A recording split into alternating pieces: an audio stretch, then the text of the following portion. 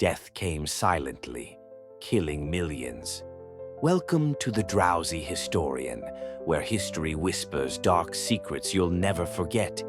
Hey, curious friends, you're back with the Drowsy Historian, where the past comes alive with stories that grab you. Today we're diving into a real nightmare, a time when the world froze in fear and death showed up without warning. The year was 1347. The event? People later called it the Black Death. Imagine this: wide, grassy plains in Central Asia. A tiny flea bites a rat. That rat sneaks onto a caravan.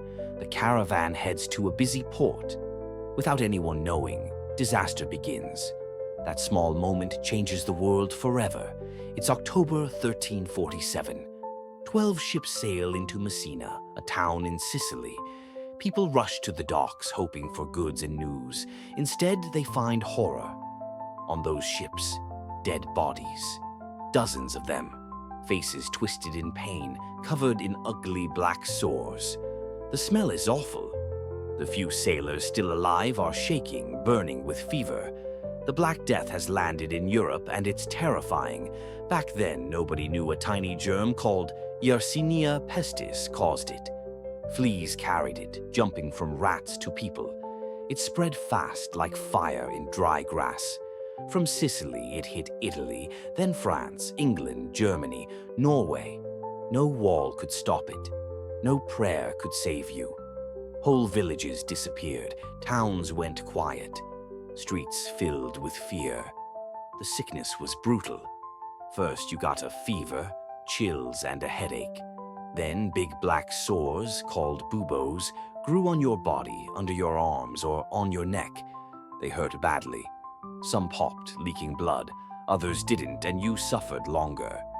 Many died in days, some in hours. In London, carts rolled through streets, men shouting, "Bring out your dead." They piled bodies in huge pits. In Paris, priests were too scared to pray for the dying. Parents left their kids. Kids left their parents. Everyone was afraid. People didn't understand why this was happening. Was God angry? Some thought so and prayed harder. But even holy people died.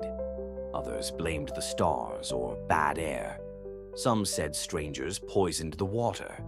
Doctors tried everything, cutting people to let out bad blood, burning herbs, using charms.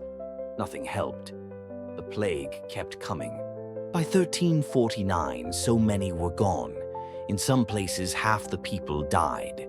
Big cities like Florence lost 50,000 lives. London, Paris, Venice, once full of noise and life, turned quiet like ghost towns. Across Europe, millions died.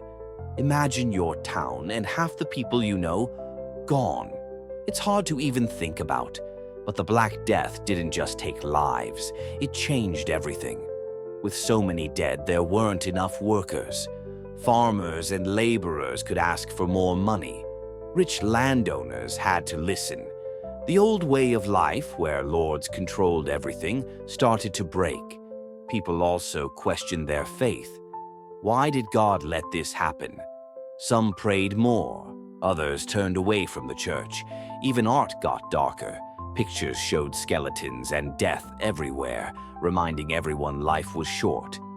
Burials changed too. There were too many bodies for normal graves. Cities dug huge pits to bury people together. In Venice, they used whole islands just for graves, shipping bodies there by boat. But Venice also tried something new: quarantine. Ships had to wait 40 days offshore, called 40 giorni in Italian, before anyone could come ashore. It helped a little, and other places copied it. That idea is still used today to stop diseases.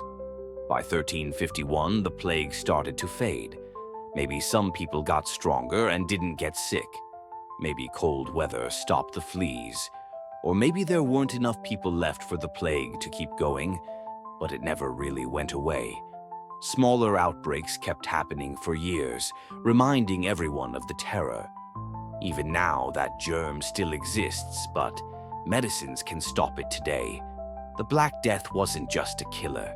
It forced the world to change. It made people rethink work, faith, and how to stay safe. Every new disease today reminds us of it.